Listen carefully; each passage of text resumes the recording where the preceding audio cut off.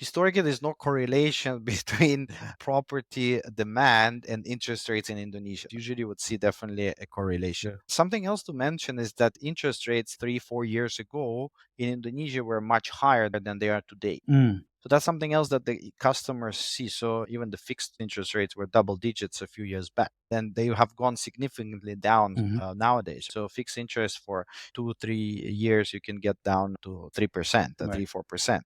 Obviously for a limited amount of time. Right. Then it goes back to the floating rate of Right. about 12%.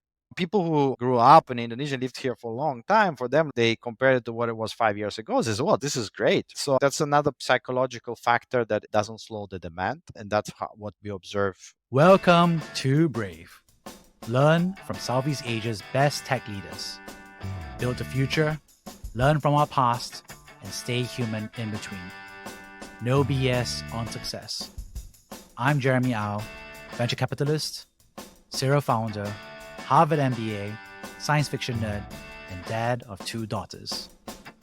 Every week, we debate startup news, interview changemakers, answer listener questions, and share personal insights. Join our movement of over 20,000 members and get transcripts, resources, and community at www.bravesea.com. Meet Ringkas, your go-to digital mortgage platform breaking down financial barriers for home seekers across Indonesia and Southeast Asia. They operate in more than 15 cities in partnership with all major Indonesian banks and premier property developers.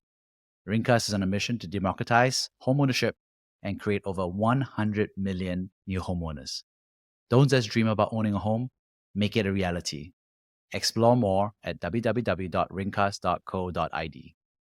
Hey, Ilya, good to see you again. Hello, hello. Well, I'm excited to have you on the show because we had such a wonderful first time interview, which can be found a year ago. But since then, you've started out building Ringkas, which is really exciting in combining both property tech and fintech. So really excited to have you on the show. Could you please introduce yourself real quick? Sure. Well, thank you, first of all, for having me. So, yeah, my name is Ilya. Originally, I'm born in Moscow, but I grew up in Italy and currently living in Indonesia for the past more than 10 years. So, a little bit about my career. Started in management consulting in the TMT space in emerging markets. And then about 10 years ago, moved towards entrepreneurship. So, I've been a serial founder mainly in the fintech space, currently on my third startup. Previous startups were in mobile loyalty space and payments, and now I'm in mortgage brokerage basically. So yeah, that's a little bit about me. Wow. And obviously, we've dove into your past history in much more detail, including your last startup in the previous podcast episode. But this time, I think we wanted to talk a little bit more because you've had this interesting learning where you decided to wrap things up at the last company and start moving into property tech and fintech in Indonesia. So before we talk about Ringkas, could you talk about what happened over the past 1.5 to 2 years, which is decided to wrap things up and then transition to this new company? So how did you make that decision? Well, it was a very tough decision. Obviously, when you build a company, it's your baby. So it takes a lot of thoughts of try to move on to the next chapter. In my particular case, my previous startup was in payments in the entertainment and hospitality space. It was a rough 2 years of COVID for us, but we managed to get through it. The company got break even. And I thought that the direction the company was taking was not necessarily where I could add a lot of value. It was going towards more of a SaaS global business. And I think when you realize that there are people that actually can do more than you or contribute more to the cause, then that's what triggers me basically to move on and start something new. So being relevant is what founders love to to feel. So yeah, about a year and a half, I decided to resign from my previous startup, and then I took a while to think a bit what to start next. And then Ringkas came along, and then the rest is history. Let's zoom in there because I think there's a lot of founders whose companies they either wrap up because co-founder departure or they find a successor or they wind the company down. So lots of folks in that space now. So when you wound things down, you decide to make the decision first. So how did you take a break? Did you go on holiday? How did you take the opportunity? Well, I think there was a few things, right? So in the previous company, there was a new CEO who stepped in, and then there was in the process of selling our Indonesian operations, which we ended up Yeah. selling a few months later. And personally, I had also a change changing my personal life. I had Mm. my first baby, a baby girl Oh, was getting born. congratulations. So I think you never know to expect. I spent a few months to really just to get my head around it, what's like being a dad. So Yeah. that was a few months while we're still doing mainly a lot of research. Because when you do start a company or your third company, before jumping into anything, you really have to do a proper research and you look at things a little bit different. So you try to control your enthusiasm of starting something new because it's going to be a long and a challenging journey. And you try to do research and understand, find the right partners to kick off the business. And that was the transition moment from my second business to third business, where I was enjoying time with my daughter, but on the other hand, actually working on really doing the deep research and going into details of what are the problems that I can help solving in Indonesia. Yeah, control your enthusiasm is a bit like breaking up and then, you want to date everybody. Right? Very similar, Yeah. So indeed, how do very you do that? similar. So you're like exploring all these different ideas. I'm sure you look at property, you look at fintech. You must have looked at everything in Indonesia. So what was that search process like? Yeah. It was also an interesting time, right? So we started looking at this new business into 2021, and 2021 obviously was a very bullish year. Crypto was doing very well, Mm. ESG was doing very well, and fintech obviously was doing very well. So I think we went through this time quite a rational process of me and my co-founder on trying to understand what areas do we really Yeah. were the areas that we can also contribute. And we analyzed, to be honest with you, three different areas. We looked into crypto and we liked it, but we were not experts into it. So we passed on that. We looked in ESG, where we thought that we both wanted in our next startup to contribute and have an impact. But then the models we looked at, we thought it was very difficult to monetize. And then we landed on home ownership, which we felt that it was a mixture between creating impact for the place where we live, which is Indonesia, but on the other hand, also leveraging our previous skills. So I built a payments company, and my partner before built a digital bank in Indonesia. Mm. So that's how it came across. So a little bit through a rational process of taking out what you don't want to do or you cannot do, and Yeah. focusing on where you can contribute and where the passion lies. Yeah, and you met your co-founder as well. How did you decide? Because so many co-founders, myself included, after we wrap our companies, there's a whole pool of people you can match up with, right? Old friends, old acquaintances, people you meet. Yeah, so I think this is a very good question. And I think it's a very difficult process because there's a lot of people that think you might complement you, a lot of people that are friends. So, how do you go about that? And I think for me, it was important to find somebody who is in a similar stage of life that I am and thinks about concepts similarly to me. So, you can find brilliant people that are younger, but I have different motivation to do things in different stages or the opposite. So, for me, my co-founder is similar age than me. He is also married to an Indonesian, same as I am. Mm. So we're here for the long run, and Right. we do truly also want to make an impact to the country. So there was a lot of things that were kind of similarities, and I think that was important. So it's the stage you are at, right? Right. So I think that kind of was one of the key elements that I've considered. Yeah. And how did you land on this specific problem? Because, so you have this person that you enjoy working with, you're brainstorming with, and then you're saying like, okay, I want to do something in fintech and property. So how did you zoom in on the problem that you're currently tackling? So I think we realized that obviously our expertise was mainly around Mm. fintech, but we wanted that impact angle. And we went quite rationally through the whole process, analyzing different fintech opportunities. InsurTech was already taken. There was many people doing it. E-wallets obviously was already quite big in Indonesia. And we went like a lot, we looked at a lot of areas, and then we landed on home ownership and mortgages. And the first thing we realized that there was not much going on Mhm. from a startup tech perspective in Indonesia. Places like US or Australia, where my co-founder is from, it was really a big area where a lot of big companies have been created. I think that was one of the things that struck our attention. The second one was more really when we started deep diving into the Indonesian market of mortgages, the numbers spoke for themselves. So I thought that was like the final trigger. Oh, there is definitely a big problem that we can help. Yeah. And so Ringkas, that's where you're at now. Could you share a little bit more about what exactly you're solving for? So, just to give you a bit of facts about Indonesian market, and so we are all on the same page. I think that's also very important for me to let others know what is happening. So, in Indonesia, mortgage to GDP ratio at the moment is below 3%. So, if we compare that, what does that mean? And if we compare that to other markets, so for example, India is 11%, and India has a lower GDP per capita than Indonesia.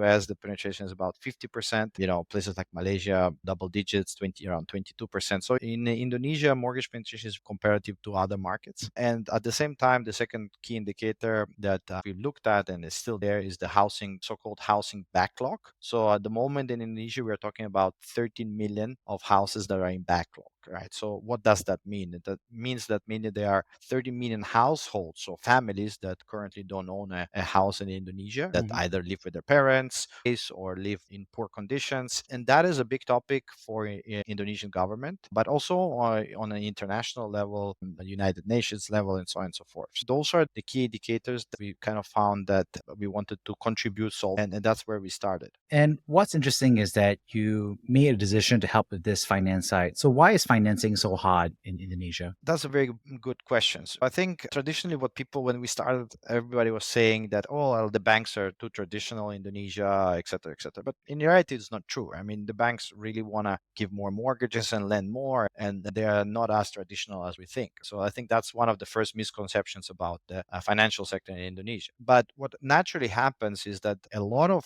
I would say, origination of mortgages in Indonesia is still done in a more traditional way. So when I say traditional way, it's mainly paper-based applications involving a whole chain of resources. So starting from direct sales people to relationship managers, credit analysts, and so on and so forth. And the effort that it takes to originate a mortgage, considering the whole value chain, is quite substantial. And there's also a cost associated to that. So if we look at Indonesia on the other side, on the demand and on the market, 90% of the houses are probably within the bracket of 70,000 US and below. And what happens is that if you do originate mortgages in a more, let's say, traditional way, you would always prioritize houses that are more expensive, because to make your economics work, as simple as that, right? And you would deprioritize the houses that are cheaper, where you will get less interest rates and will be more difficult to pay your costs. So we've been observing. And so there was a whole, I would say, opportunity that was not unlocked, mainly because of lack of, let's say, efficiency and high costs in originating mortgages. So our fundamental assumption at the beginning is, can we digitize the process, decrease the cost of origination, and unlock a portion of the market that traditionally would be just ignored? I mean, not because the banks don't want to take it, it's just they would have too many applications, and they would, I would say, prioritize the ones that are better for them financially. So that was what we came across as an assumption. That's what kicked off. So how does Ringkas go about solving this from your perspective? So and again, this is also interesting for maybe other founders or whoever is listening to the podcast. So what we did is we actually talked with co-founders of large companies, and call it unicorns or whatever you want to call them, from the US and Australia and other more developed Mhm. markets. And we tried to find out whether through technology it was theoretically Right. possible to decrease origination cost. By talking to some of them, we realized that was possible, at least abroad. So what we started looking at is if there was for us to develop a system to digitize that manual process of originating mortgages, decrease the cost per unit, unlock a portion of the market, and bring already, say, a originated loan or mortgage to the bank directly for them to underwrite. So that's what we've tried to build from the beginning. And obviously now we are already a year live, and with very high volumes comparatively to where we are. So I'm quite happy with the results so far. But that's how we go about it. Really looking at the level of building that, digitizing that process, which is very manual. So I think there's obviously quite a few benchmarks of companies that have tried to simplify this origination process. Companies that have you looked at as role models or peers that you look up to in different countries around the world? Yeah, so we looked at different angles. Our goal was we want banks to accept more volume. That's basically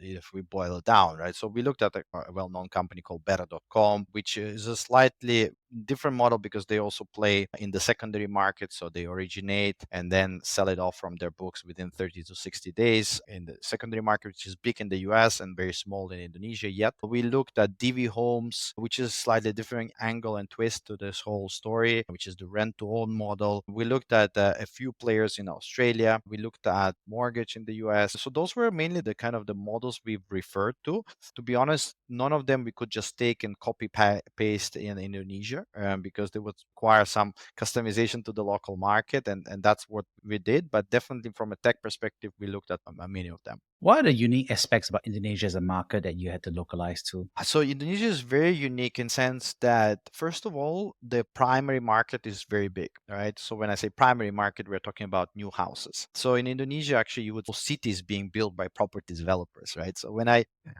some of my friends from Europe, they don't understand what it means building a city, right? Because Europe, you can build a few houses here and there, but you don't build full cities, right? But that's what's happening in Indonesia, right? That at the outskirts of the larger cities like Jakarta, you have the cities being born. Like BSD is one of the examples. And so the consequence, the primary market is roughly about 40% of the total market. It would be very different in other more developed markets where the primary market can be 10, 15%. So this means that the large property developers who build new houses have very large volumes. And that's one of the key first differences. The second difference, if we look more on the financial angle, the behavior in Indonesia is that the customers don't go to the bank first and understand their finances before buying a house. But on the opposite, they go find a house and then they try to figure out their finances, right? So this was also very counterintuitive at the beginning, right? Because in my experience, I would always go to my bank and I ask them to basically let me know how much I can afford and how much credit they would give me. And then I would look based on that budget my house. And in Indonesia is the other way around, right? So those are some of the key differences that we observed when we started this business.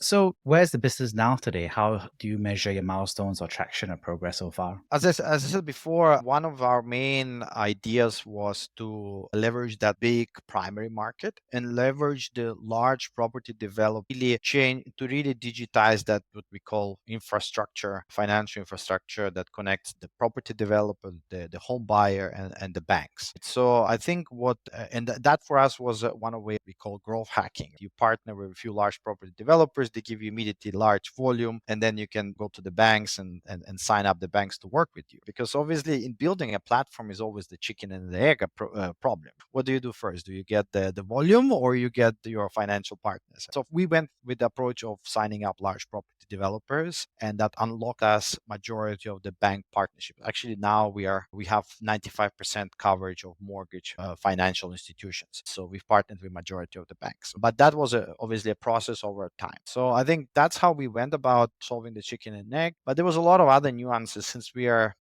to go and get our rents, we had to go and get our certification, we had to go IT security sorted. So it was a long preparation, I would say, a journey for us to get where we are now. We are now trying to really spread our solution, our platform across both many large property developers, but also banks and local branches. Yeah. So what's interesting is that you have to tackle this growth and obviously tackle different geographies, different islands. I'm just curious, is there any differences between different islands or different municipalities around this regulation? I would say regulation, not necessarily. The differences are mainly about around different customer behavior. And this is also Mm. very interesting and bizarre. So you would go to certain areas and you would see that majority of the purchases are done through cash. Mm. You would see certain areas, majority of the purchases are done through mortgages. You would see you go in other areas, you would see majority of the buyers are business owners. Less, I would say, on the regulatory because regulation is quite uniform, but the behavior definitely varies place by place. Interesting. No, that's really fascinating. And as you build this out, I think property tech and finance tech has been going through this huge, like you said, it was a bull market in 2021 for both of these categories. And now 2023, obviously, that return of gravity, I guess. So looking ahead, how do you think about the funding environment? What are the key concerns that you think people often have around a startup in this space? Funding environment, obviously, as I said, that we started in 2021 thinking about it when it was bull market and things were very different. I think now Indonesia is fairly quiet. There's not that many startups, and I'm really think we're really lucky to be one of the few that are in a good financial Hmm. position. We did raise recently around, and we raised one last year, so runway is long, and we can really focus on building the business. Our business is a long term. It's a big problem for the country. It's a long term business property. So I think we're not too worried about the fluctuations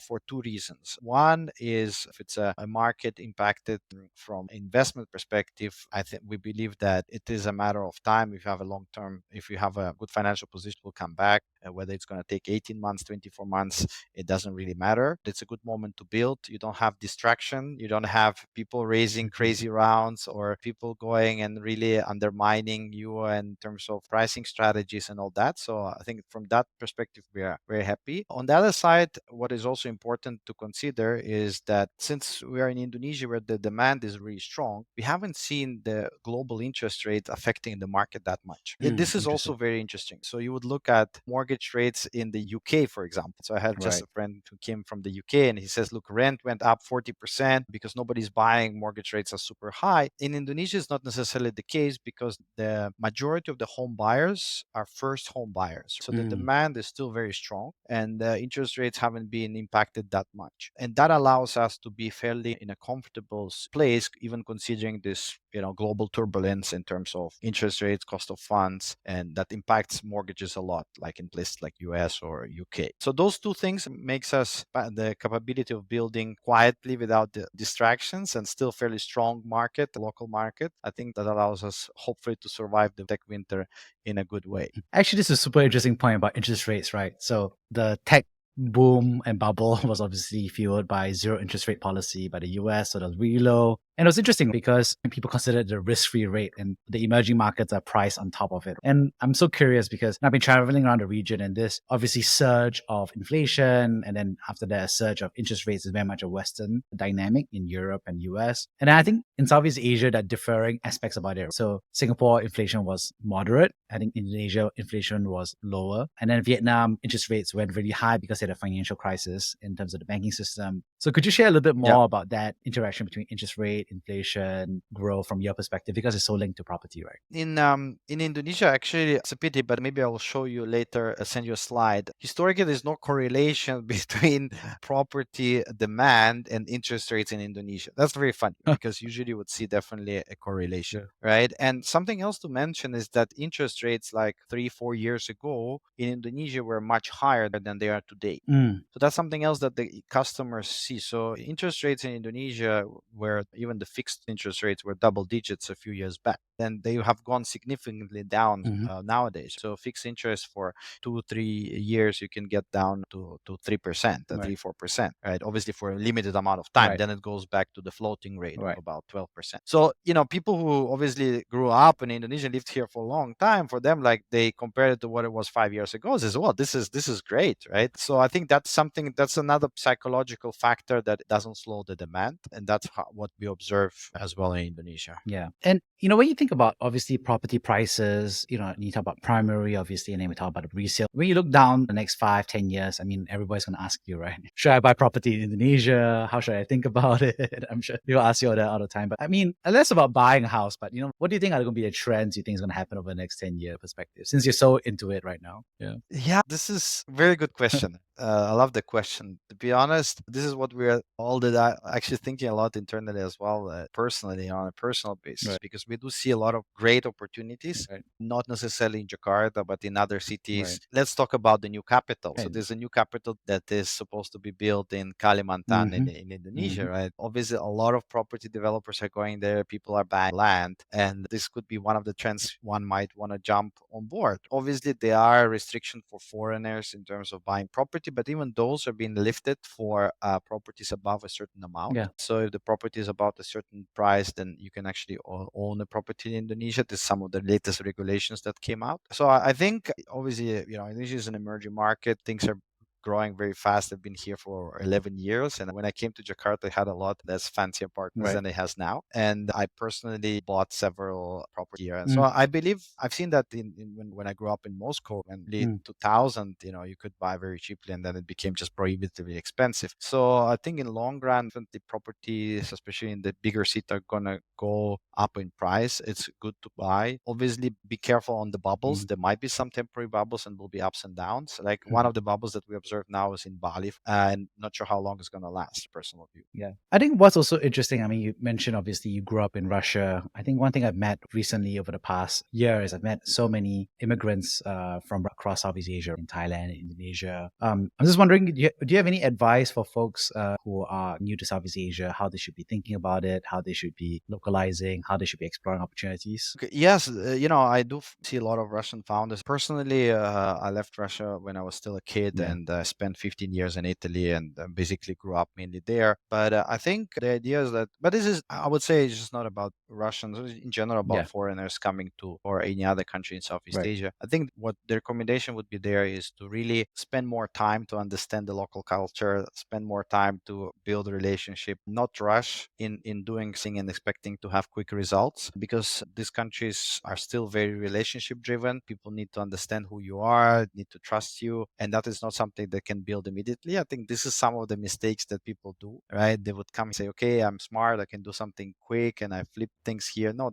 I don't think that's how it works. So I think it's a more of a long-term relationship building, really caring about the place where you are, really trying to understand what are the challenges, how you can create impact, how you can help not only yourself but the country. So I think the mindset is very important. I encourage anybody. And you look, honestly, I've been a foreigner all my life. Lived Interesting. 15 Yeah. years in Italy, 7 years in Russia, and been around. Lived in South Africa, lived in Singapore, now in Indonesia. So I think that this mindset of basically caring where you are, even though you're not coming from that place, and really identifying itself for the current problems and so on, I think is very important. And not many people have that, especially if they are not used to being a foreigner all their life. So that's one of the things that at least is my personal takeaway. Yeah, very true. I guess they call it a third culture kid, right? But I guess you're like a fourth culture or fifth culture kid by now. Well, yeah, look, I mean, I lived 15 years in Italy, 7 years in Russia, and then in Indonesia already 11 years. Yeah. And my wife is Indonesian, so so this is my Yeah. third or fourth place. Yeah. Yeah. I think obviously, Southeast Asia is full of immigration from the Indians to the Asians to, I think lots of different folks and cultures in Southeast Asia have that naval Silk Road between the East and the West. So definitely not an issue. And of course, there's an incredible influx of talent, both technical, but in terms of like hunger and entrepreneurship. So I think one interesting thing you say is like having to make sure that you kind of understand the local culture and build local links. How do you think folks who are like moving to Southeast Asia, how should they go about doing it from your perspective? Well, I think to be honest with you, is I've seen many people who lived abroad Mm, but never went out from their comfort zone, right. especially in their maybe free time. So I know many people who, Italians, for Mm, example, and they live in wherever and they just hang out with Italians, right? mm, So that's obviously will not bring you close necessarily, even though I understand that you feel more in your comfort zone surrounded right. by people that, understand your language and so forth. So I think the idea is that for me, I lived in so many different places. So nationality is never something I do care about, in the sense that whether I'm hanging out with Indonesian or foreigners or etc., I really value people and that can bring me something and I can bring to them. But it's really pushing yourself a little bit outside the comfort zone. Right. If you and Again, Jakarta is not Indonesia. It's very important to go to other cities and see how people live. Yesterday I was in Palembang, and it's different city, different vibe, different traditions. And Indonesia is a large country, obviously, because sometimes foreigners come like, it's Bali in Jakarta, or maybe some, for example, just Bali, and then they think that represents the country, but that's not really true. And for me, it was one of those moments where I actually learned about the diversities when I was working in Excel Axiata, which Mm, is a large telecom operator, in between my startup jobs, and that's where I had a chance to really understand how large the country is, how different the behavior might be, and at that time we had about 70 million customers. So I think those are a few things that people need to force themselves to do in order to get closer to the reality of things. right. Otherwise, your assumptions about the market might be very skewed, right? Yeah, 100%. On that note, Singapore is also not Southeast Asia. So that will be my advice as well. Very true, right? There are people, 100%. There are people who come to Singapore and say, okay, this is Southeast Asia. I'm going to be based here. I'm nice and comfortable. And then they try to launch a startup out of Singapore for Hmm. Indonesia. Hmm. And that mostly doesn't work, right? Yeah. But that's not a surprise, right? Because Yeah. very different realities. Yeah. Yeah. Like you said, I think it's about understanding what the local reality is, which is very different. I think very different GDP per capita, like you said, different interest rates, even different regulatory dynamics on the property side and finance side, different stages in terms of ecosystem. So just things are so different, right? I think what's interesting as well is that, you sit down and you said, okay, I want to build this. And I think you've been a founder over and over again, right? So I'm sure you have a lot of good stories. Any personal story about a time that you've been brave? I think I mentioned some stories in the previous podcast we had, but I think, to be honest with you, Actually, starting this business was something that I think you have to be a bit brave to do that for several reasons. I was coming from, I would say, 2 challenging years of COVID, where I had to really go through a lot of struggles of a company Mm-hmm. being in the entertainment and hospitality sector. I had my first child coming, and obviously big change personally, and then starting a business in financial services and real estate, which is for a foreigner, it could be also considered a big risk. I mean, Mm. I put quote unquote foreigner since I've been in Indonesia for 11 years, and I said I do think I understand the culture and the society pretty well, but I think still when you first pitch to the VCs, they ask you questions if they don't know the background. But it's something that I really felt that I was in a good place to do, and it required a little bit more gray hair or no hair, since it's a difficult, difficult problem to solve. So I do think that's in that moment in time, it was something that a brave move for me to start, and I don't regret obviously doing that. But we'll see how everything unfolds. Yeah, thank you so much for sharing. On that note, I'd love to summarize the three big takeaways I got from this conversation. The first, of course, thank you so much for sharing about what it was like to obviously wrap up your time at your last company and startup, but also how you went about searching and matching a co-founder that you respected, but also searching and testing and experimenting with different verticals and eventually I think the problem that you went to tackle. So I thought it was a really nice experience. It's, I think, increasingly common, but still relatively rare for a founder to be a serial founder again. And this time around, I think be much more intentional about that search process and intentional about the recovery process as well. I thought it was one. Two, thank you so much for sharing, Ringkas, about why you're tackling the space. And I think some of the peculiarities about the interest rate, property prices, the primary versus the resale market, rental yields, and obviously whether we should buy property in Indonesia or not. Can it only go up? But I thought it was really interesting to hear about how you're approaching it, but also how you're planning to make it much easier for folks to be able to solve the whole mortgage loan process, which is really fascinating for those who are interested in property tech and fintech. Lastly, thank you so much for sharing a little bit about what advice you have for folks who are moving to Southeast Asia. Southeast Asia is such a melting pot of different cultures in every single country, in every single border, in every single city, in every single community. And I thought it was nice of you to share a little bit about how you've been in Indonesia for 11 years. You have, a family here, and congratulations on your kid who's going to be growing up here for the foreseeable future. But I think it was just really nice to hear about how there's a local reality that's not easy to observe if you're in a bubble, but also what advice you have to how to get out of the bubble and to really engage. So thank you so much, Ilya, for coming on the show. Thank you, Jeremy. It was a pleasure to share. Thanks for inviting. Thank you for listening to Brave. If you enjoyed this episode, please share the podcast with your friends and colleagues. We would also appreciate you leaving a rating or review. Head over to www.bravesea.com for member content, resources, and community. Stay well and stay brave.